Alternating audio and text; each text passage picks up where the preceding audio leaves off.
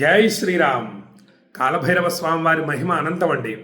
కాలభైరవ స్వామివారి అనుగ్రహంతో మనము కాశీని స్మరించబోతున్నాం, కాశీని సేవించబోతున్నాం. కాశీలో వెలిసినటువంటి స్వయంభూ దేవతల్ని త్రికరణ శుద్ధిగా భక్తి శ్రద్ధలతో పూజించబోతున్నాము. తర్వాత 9 హోమాలు, మహాశక్తివంతమైనటువంటి హోమాలు చేయబోతున్నాం. కర్మణా జాయతే భక్తి, భక్త్యా జ్ఞానం ప్రజాయతే, జ్ఞానాత్ ప్రజాయతే ముక్తి ఇది శాస్త్రార్థ సంగ్రహ. కర్మను ఆచరించబోతున్నాం. ఎక్కడ? కాశీలో. మీరు మీ మనస్సులను కాశీ మీద లగ్నం చేసి ఉంచండి. మీరు కాశీకి వచ్చి ఉగాది రోజు ఈ పూజలు, హోమాలు, అభిషేకాలు అన్నీ చేసిన ఫలితాన్ని పొందుతారు. మీ గోత్రనామాలు కాశీలో ఉచ్చరింపబడి ఇన్ని క్రతువులు జరగబోతున్నాయి ఉగాది రోజు, మార్చి 19వ తేదీ. కాబట్టి మనం అదృష్టవంతులం. ప్రతిరోజు ఒక్క భగవద్గీత శ్లోక పారాయణ చేస్తూ కాశీని సేవిస్తున్నాం, కాశీ విశ్వనాథుడిని సేవిస్తున్నాం. ఇది అద్భుతమైనటువంటి విషయం. అన్ని కష్టాలను, సమస్యలను, మానసిక చింతలను సులభంగా తీర్చుకునే మార్గం. ఆ మార్గాన్ని జాగ్రత్తగా ఏదో తెలుసుకొని మనం పక్కన పెట్టట్లేదు, ఆచరిస్తున్నాం కదండి. చాలా విశేషం. అది ఏది చెయ్యాలో అది చేస్తే తప్పక ఫలితం వచ్చి తీరుతుంది.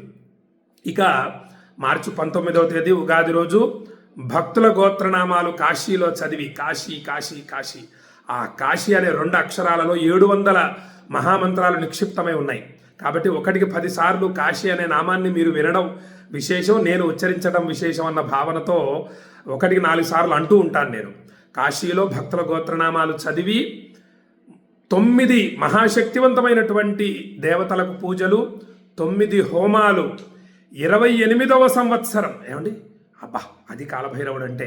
ఆయన అనుగ్రహం అనంతం. 28వ సంవత్సరం భక్తుల గోత్రనామాలతో చేయడం జరుగుతోంది. స్వామివారు చేయిస్తున్నాడు, కాలభైరవ స్వామివారు.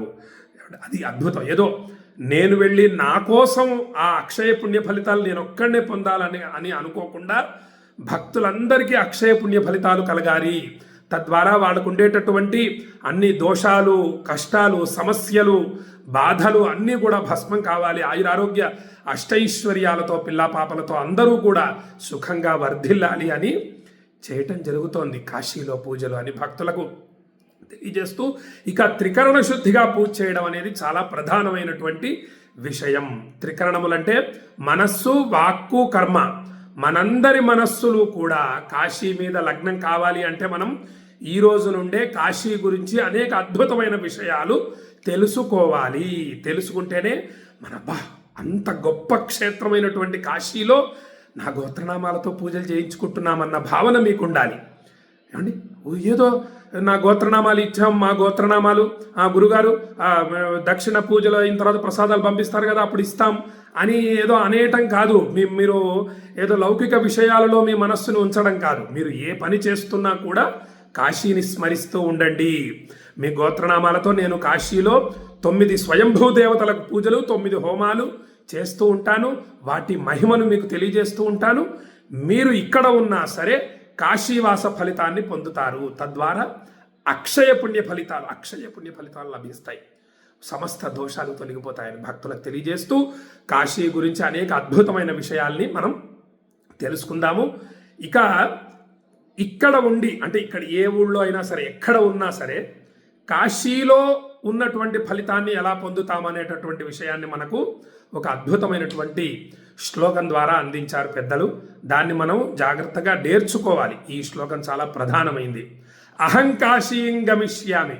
ఏమండి, అహం కాశీం గమిష్యామి, నేను కాశీకి వెళ్ళిపోతాను, ఇక్కడ ఉండను అని అంటూ ఉండాలండి.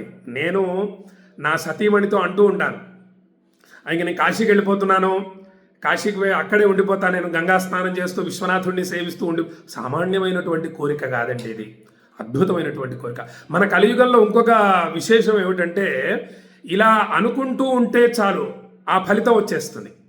కాశీకి వెళ్ళిపోతాను, కాశీలోనే ఉంటాను, గంగా స్నానం చేస్తాను, విశ్వనాథుడిని, విశాలాక్షిని, అన్నపూర్ణాదేవిని, కాలభైరవ స్వామిని దర్శిస్తూ వాళ్ళ నామాల్ని జపిస్తూ ఉండిపోతాను అని అనుకుంటూ ఉంటే చాలు ఈ కలియుగంలో మనకు ఆ ఫలితం వచ్చేస్తుంది. అది విశేషం. కాబట్టి ఎక్కడికి వెళుతున్నా కాశీకి వెళ్ళొస్తాను అని అంటూ ఉంటాను నేను నా భార్యతో. ఏమండి, అలా స్మరిస్తూ ఉండాలి. అహం కాశీం గమిష్యామి, నేను కాశీకి వెళ్ళిపోతున్నాను. తత్రైవ నివసామ్యహం, కాశీకి వెళ్ళిపోతాను, అక్కడే ఉండిపోతాను, ఇంకా రాను. మళ్ళీ ఎందుకోసం రాను? సామాన్యమైన పుణ్య ఫలితం అండి. అక్కడ ఒక్కసారి హర హర మహాదేవ అంటే 1,000,000 సార్లు హర హర మహాదేవ అనేటటువంటి నామ జపం చేసిన అద్భుత ఫలితం లభిస్తుంది. ఎంత విశేషం! 1,000,000 సార్లు మనం చేయగలమా? ఎంత దీక్ష ఉండాలి మనకు! మన త్యాగరాజ స్వామి వారు 96 కోట్ల రామనామాన్ని జపించారటండి. ఎంత సమయం కేటాయించారు జపానికి! ఎంత గొప్ప విషయం! అలా మనం కూడా ఒక పుస్తకం పెట్టుకోవాలి. నేను ఒక పుస్తకం పెట్టుకున్నాను. ఈరోజు నేను ఎంత భగవన్నామం చేసుకున్నాను, కాశీ విశ్వనాథాయ నమః అనే నామజపం ఎంత చేశాను, కాలభైరవ అష్టకం ఎన్నిసార్లు పారాయణ చేశాను, భగవద్గీత శ్లోకాన్ని ఎన్నిసార్లు పారాయణ చేశాను అనేటటువంటివన్నీ రాసుకుంటూ ఉంటాను. నేను ఒక మంచి అద్భుతమైనటువంటి బ్యాండింగ్ చేసినటువంటి బుక్కును పెట్టుకున్నాను నేను. మా గురుగారు కూడా అలా వ్రాసుకునేవారు. అలా వ్రాసుకోవాలి. ఇప్పుడు డైరీ వ్రాయటం అంటే అదేనండి. ఈరోజు నేను ఎంత సాధన చేశాను, పోయిన సంవత్సరానికి ఈ సంవత్సరానికి మార్పు ఏమిటి, నాకు భగవంతుడి మీద ఎంత భక్తి ఏర్పడింది, ఈ మాయా ప్రపంచం మీద ఈ వ్యామోహం తగ్గాలి. కోరికలు పెంచుకుంటూ పోతే ఆ సమయాన్ని మనం ఆ కోరికలను తీర్చుకోవడం కోసమే వినియోగించవలసి ఉంటుంది. కాబట్టి కోరికలు అసలు లేని స్థితి చాలా కష్టం. కోరికల్ని తగ్గించుకోవాలి. ఏమండి, పెద్ద పెద్ద కోరికలు పెట్టేసుకొని అవి తీర్చడం కోసం అప్పులు చేసేసి ఆ అప్పులు తీరడం కోసం మన సమయాన్ని కేటాయించి మనం శారీరకంగా అనారోగ్య పాలయ్యి అనేక ఇబ్బందులకు గురి కాకూడదు. చిన్న చిన్న కోరికల్ని పెట్టుకోవాలి. ఏమండి, బాలస్తావత్ క్రీడాసక్త, తరుణస్తావత్ తరుణీసక్త, వృద్ధస్తావత్ చింతాసక్త, పరమే బ్రహ్మణి కోపినసక్త మన గురుగారు తెలియజేస్తారు. ఆదిశంకరాచార్య స్వామి వారు ప్రతిరోజు స్మరించాలండి మన గురుగారిని. ఆదిశంకరాచార్య స్వామి వారిని ఉదయం లేవగానే స్మరించాలి. చాలా విశేష ఫలితాలు కలుగుతాయి. గురువుగారిని ఒక్కసారి నమస్కరించి ఆ రోజు చేసేటటువంటి భగవన్నామ జపం ఏదైతే ఉందో అక్షయం అవుతుంది. కాబట్టి చాలా జాగ్రత్తగా ఉండాలి. అహం కాశీం గమిష్యామి తత్రైవ నివసామ్యహం. అందుకోసం నేను కాశీలో ఉండిపోతాను. ఏమంటే కాశీలో మరణించాలి అని అందరూ చాలామంది అనుకుంటూ ఉంటారు. కాశీలో జీవించాలి అంటాను నేను. ఎందుకోసం అంటే ఇంతటి విశేష ఫలితం వస్తుంది. కాశీలో ఉంటూ అనేక పూజలు, అభిషేకాలు, హోమాలు, జపాలు, ధ్యానము, ప్రాణాయామము, అనేక మంచి పనులు చేయటము, ఇవన్నీ కూడా చేస్తూ ఉండాలండి. కాశీలో ఉండి చేయటం వల్ల 1,000,000 సార్లు చేసిన ఫలితం. 1,000,000 అంటే అక్షయం అని అర్థం. 1,000,000 మాత్రమే అని కాదు, కోటాను కోట్లు చేసిన ఫలితం లభిస్తుంది. ఒక్కసారి రుద్రహోమం చేస్తే 1,000,000 సార్లు రుద్రహోమం చేసిన ఫలితం లభిస్తుంది. ఒక్కసారి కాశీ విశ్వనాథాయ నమః అనే నామజపం చేస్తే కోటాను కోట్ల సార్లు కాశీ విశ్వనాథాయ నమః అనే నామజపం చేసిన ఫలితం లభిస్తుంది. కాబట్టి తత్రైవ నివసామ్యహం, కాశీలో ఉండిపోతాను. ఈ విధంగా అయితే ఇతి బ్రువాణ సతతం, ఈ విధంగా ఎల్లప్పుడూ ఎవరైతే అంటూ ఉంటారో వారు కాశీవాస ఫలం లభేత్. ఇతి బ్రువాణ సతతం కాశీవాస ఫలం లభేత్. కాశీవాస ఫలితం అంటే సామాన్యమైంది కాదండి. కాశీలో ఉండటం అంత చిన్న విషయం కాదు. అనంతమైనటువంటి పుణ్య ఫలితం ఉండాలి. కాశీ గురించి వినాలన్నా, కాశీని స్మరించాలన్నా, కాశీకి వెళ్ళాలన్నా, కాశీలో ఉండాలన్నా, కాశీకి వెళితేనేగా కాశీలో ఉండగలం. ఇక్కడ ఇంకొక విశేషం ఏమిటంటే, కాశీలో ఉండడం అంటే సరే, మన శరీరం ఉండటం ఒక విశేషం, మన మనస్సు ఉండటం ఇంకా విశేషం. కాబట్టి అది అలవాటు చేసుకోవాలి. మనం ఎక్కడికి వెళుతున్నా కాశీని స్మరిస్తూ మన ఇంట్లో ఉన్నటువంటి మన వారందరితో కూడా కాశీ స్మరణ చేయిస్తూ ఉండాలి. మన తోటి వారితో కూడా కాశీని స్మరించే విధంగా మనం చేస్తూ ఉండాలి. ఏదో విధంగా కాశీని స్మరిస్తూ ఉండాలి. అదే తెలియజేస్తోంది మనకి ఈ యొక్క శ్లోకం. ఇంకోటి ఏంటంటే, నన్ను అడుగుతుంటారు, గురుగారు నేను ఫలానా కష్టాలు ఉన్నాయి, మాకు ఫలానా సమస్యలతో బాధపడుతున్నాం, ఫలానా కోరికలు నెరవేరట్లేదు. అన్నిటికీ సులభమైనటువంటి మార్గమే ఇది. ప్రతిరోజు ఒక్కసారి భగవద్గీత శ్లోకాన్ని అర్థంతో సహా పారాయణ చేస్తూ ఉండటం, ఒక్కసారి కాలభైరవ అష్టకం పారాయణ చేయటం, గాలి పీలుస్తూ కాశీ, గాలి వదులుతూ విశ్వనాథ, ఈ సాధన చేయటం.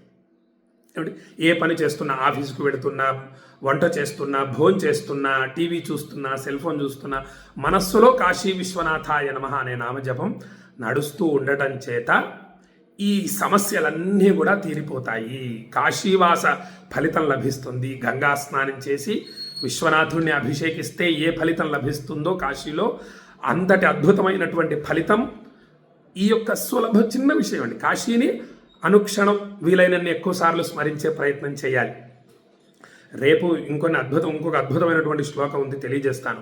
ఉదయం ఒకసారి విశ్వనాథ, మధ్యాహ్నం ఒకసారి విశ్వనాథ, సాయంత్రం ఒకసారి విశ్వనాథ అనేటటువంటి నామాన్ని స్వామిని ఎవరైతే 3 సార్లే ఉదయం మధ్యాహ్నం సాయంత్రం ఎవరైతే జపిస్తారో వారి నామాన్ని నేను జపిస్తాను అని విశ్వనాథుడు అంటారు. ఆ శ్లోకాన్ని రేపు తెలియజేస్తాను మీకు.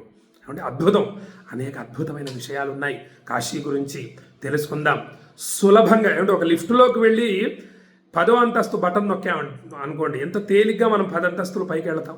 అలా అనమాట. భగవంతుణ్ణి, భగవన్నామాన్ని ఆశ్రయించి ఆధ్యాత్మిక సాధనలు చేసేవాళ్ళు అన్ని కష్టాల నుండి, సమస్యల నుండి, దుఃఖాల నుండి విముక్తి పొంది ఈ విధంగా అభివృద్ధి పథంలోకి నడుస్తారు అని మనకు అనేక విధాలుగా శాస్త్రాలు, పురాణాలు తెలియజేస్తున్నాయి. ఏమండి, ఋషులు, పెద్దలు, ఆచరించిన వాళ్ళు ఎంతోమంది తెలియజేస్తున్నారు. కాశీ గురించి ఎంతమంది పుస్తకాలు, ఎన్ని పుస్తకాలు రాశారండి. ఎన్నో అద్భుతమైనటువంటి గ్రంథాలు రాశారు. అన్నీ నేను కొని దగ్గర పెట్టుకున్నాను. ప్రతిరోజు కొద్దిగా చదువుతూ ఉంటాను. నేను వాటిని చదివి కాశీ గురించి ఇంకా అనేక అద్భుతమైన విషయాలు తెలుసుకుంటూ తెలియజేసే ప్రయత్నం చేస్తూ ఉంటాను అని భక్తులకు తెలియజేస్తూ ఇంకొకసారి అద్భుతమైనటువంటి శ్లోకాన్ని తెలియజేస్తాను. అహంకాశీం గమిష్యామి తత్రైవ నివసామ్యహం ఇతి బ్రువాణ సతతం కాశీవాస ఫలం లభేత్. మీరు కూడా ఆఫీస్కు వెళుతూ ఉన్నారనుకోండి, కాశీకి వెళ్ళొస్తాను అని వెళుతూ ఉండండి. ఓ కూరగాయల మార్కెట్కి వెళ్తున్నారనుకోండి, కాశీకి వెళ్ళి కూరగాయలు తీసుకొని వస్తాను అని అంటూ వెళ్ళండి. ఏమంటే ఎక్కడికి వెళుతున్నా సరే ఈ విధంగా అలా అంటూ గడపను దాటి ఎవరైతే వెళతారో వాళ్ళు కాశీకి వెళ్ళి విశ్వనాథుడిని అభిషేకించిన అద్భుత ఫలితాన్ని పొందుతారు అని భక్తులకు తెలియజేస్తూ రేపు ఇంకొన్ని అద్భుతమైన విషయాలు కాశీ గురించి తెలియజేస్తానని భక్తులకు తెలియజేస్తూ ఈ వీడియోని మీ బంధుమిత్రులందరికీ షేర్ చేయండి అని కోరుతూ సెలవు తీసుకుంటున్నాను. జై శ్రీరామ్. విశ్వనాథాయ మంగళం, విశ్వనాథాయ మంగళం, విశ్వనాథాయ మంగళం.